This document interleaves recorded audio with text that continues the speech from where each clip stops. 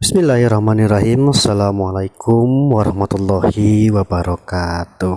Anak-anakku sekalian, hari ini kita akan belajar tema 7, subtema yang pertama, pembelajaran yang kedua. Anak-anakku sekalian, saya harap dan saya berdoa semoga kalian semua dalam keadaan sehat dan jangan lupa untuk selalu menjaga kesehatan kalian di rumah. Untuk kali ini kita akan belajar 3 materi, yaitu atau materi yang akan dipelajari kali ini ada 3. Yang pertama adalah mengenal lagu daerah, yang kedua adalah pemanfaatan gaya otot, dan yang ketiga adalah menyampaikan pengetahuan ke dalam tulisan. Itulah 3 materi yang akan dibahas pada pertemuan kali ini. Materi yang pertama yaitu mengenal lagu daerah. Setiap suku bangsa di Indonesia memiliki beraneka ragam lagu-lagu daerah. Misalnya seperti lagu Burung Tanitina yang berasal dari daerah Maluku, Apuse yang merupakan lagu dari Papua, Kicir-kicir yang berasal dari Betawi, ada lagi lagu Bungong Jumpe yang berasal dari Aceh, ada lagi Ampar-ampar Pisang yang berasal dari Kalimantan Selatan, ada lagi lagu Ilir-lilir dari Jawa Tengah, ada lagu Bubui Bulan dari Sunda, dan Anging Mamiri dari Makassar. Masih banyak lagu yang lainnya seperti lagu Adi-adi Laun Lambar yang berasal dari Lampung, ada lagu Lalan Belek yang berasal dari Bengkulu, ada lagi Batanghari yang berasal dari Jambi. Masih banyak lagu-lagu daerah yang lainnya. Nah, untuk lebih jelasnya saya akan memutarkan sebuah lagu yang berasal dari Papua, yang mana judul lagu tersebut adalah berjudul Apuse. Untuk lebih jelasnya silahkan kalian dengarkan lagu berikut ini. Silahkan didengarkan ya.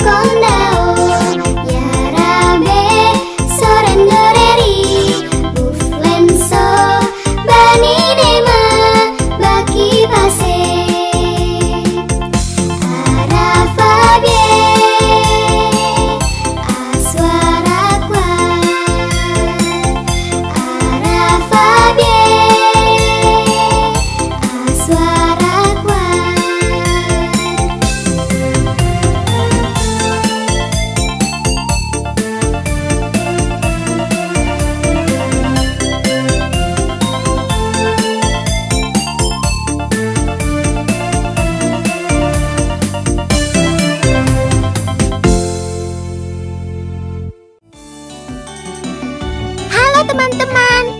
Subscribe di tombol merah di bawah ini ya.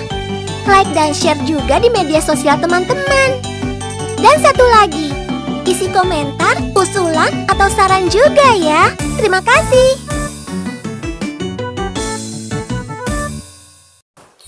Nah, itulah lagu Apuse yang berasal dari Papua. Lagu Apuse itu mengisahkan tentang perpisahan seorang cucu dengan kakek dan neneknya. Apuse itu sendiri artinya kakek atau nenek. Mungkin juga dari daerah kalian berasal banyak lagu-lagu daerah yang kalian hafal, yang mungkin juga bisa kalian mendengarkan lagu daerah tersebut sebagai bentuk cinta kepada daerah asal kalian, atau juga bukan bisa mendengarkan lagu-lagu daerah lain sebagai bentuk kita menghargai lagu-lagu daerah yang ada di seluruh wilayah Indonesia. Materi yang kedua yaitu tentang pemanfaatan gaya otot. Kegiatan kita sehari-hari tidak lepas dari gaya otot. Dari mulai kita bangun tidur sampai kita tertidur lagi. Ketika kita menulis pun, gaya yang kita gunakan adalah gaya otot. Contoh lainnya seperti bermain, menggambar, memasak, mencuci, berolahraga, ketika bekerja, dan lain-lainnya. Itu semua adalah memanfaatkan gaya otot. Contoh lainnya seperti para penari. Para penari itu ketika menggerakkan badannya, mereka menggunakan gaya otot. Melangkahkan kaki menyebabkan tubuh berpindah tempat. Dengan memanfaatkan gaya otot, kita dapat memindahkan benda-benda ringan dengan mudah. Contohnya kita memindahkan buku, memindahkan tas, dan benda-benda yang lainnya. Gaya otot sangat bermanfaat dalam kehidupan sehari-hari. Begitupun ketika kita berolahraga, ketika kita bermain bola, bermain bulu tangkis, ketika kita main basket, semuanya menggunakan gaya otot. Begitupun juga ketika ibu kalian memasak. Ketika ibu kalian memasak, maka gaya yang digunakan adalah gaya otot. Sehingga makanan yang dihasilkan, makanan yang sudah matang, yang kalian santap, itu adalah merupakan hasil dari gaya otot. Selanjutnya kita akan memasuki pembahasan tentang menyampaikan pengetahuan ke dalam tulisan. Ada sebuah teks yang berjudul tentang menghormati keragaman suku bangsa. Suku bangsa adalah bagian dari suatu bangsa. Suku bangsa mempunyai ciri-ciri mendasar tertentu. Ciri-ciri itu biasanya berkaitan dengan asal-usul dan kebudayaan. Ada beberapa ciri yang dapat digunakan untuk mengenal suatu suku bangsa, yaitu yang pertama dari ciri fisik, yang kedua dari bahasanya, yang ketiga dari adat istiadatnya atau kebiasaannya, dan juga bisa dikenal dari melalui kesenian yang sama. Contoh ciri fisik antara lain warna kulit, rambut, wajah, dan bentuk badan. Ciri-ciri inilah yang membedakan satu suku bangsa dengan suku bangsa lainnya. Suku bangsa merupakan kumpulan kerabat keluarga secara luas. Mereka percaya bahwa mereka berasal dari keturunan yang sama. Mereka juga merasa sebagai satu golongan. Dalam kehidupan sehari-hari, mereka mempunyai bahasa dan istiadat sendiri yang berasal dari nenek moyang mereka. Bagaimana kita bisa bersikap menghormati keragaman suku bangsa yang ada di tanah air? Kita bisa mengembangkan sikap-sikap berikut ini.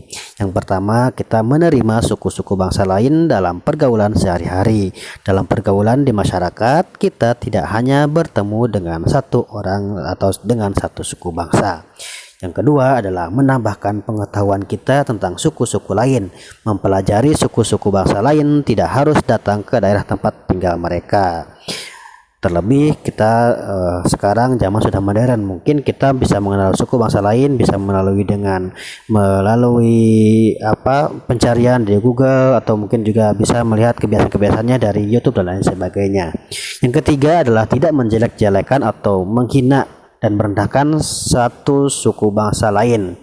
Manusia diciptakan Tuhan dengan harkat dan martabat yang sama. Keragaman suku bangsa ini merupakan kenyataan bangsa kita.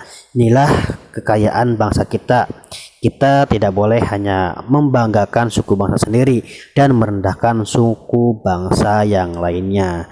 Kalau kita tidak menghormati keanekaragaman suku bangsa, tidak akan tercipta kedamaian dalam hidup bersama. Terlebih setelah kita ketahui bahwa di Indonesia ini banyak sekali suku-suku, atau Indonesia ini terbentuk dari berbagai macam suku. Adat istiadatnya berbeda, makanannya berbeda, cara berpakaiannya juga berbeda-beda, terus juga senjata tajamnya juga berbeda-beda, masih banyak lain perbedaan-perbedaannya. Apabila kita tidak bisa menghormati itu, tidak bisa menghormati perbedaan itu, maka kedamaian tidak akan pernah tercipta. Maka oleh karena itu, agar perdamaian di Indonesia ini tercipta, maka salinglah kita menghargai satu sama lain, atau salinglah kita menghargai terhadap suku bangsa yang lainnya. Bukan hanya suku bangsa kita yang dihargai, tetapi suku bangsa manapun harus kita hargai. Terlebih setelah kita ketahui bahwa kita itu diciptakan oleh Allah dengan harkat dan martabat yang sama. Demikian pembelajaran kita pada hari ini. Atas segala kekurangannya mohon dimaafkan ya. Wabillahi taufiq wal hidayah. Wassalamualaikum warahmatullahi wabarakatuh.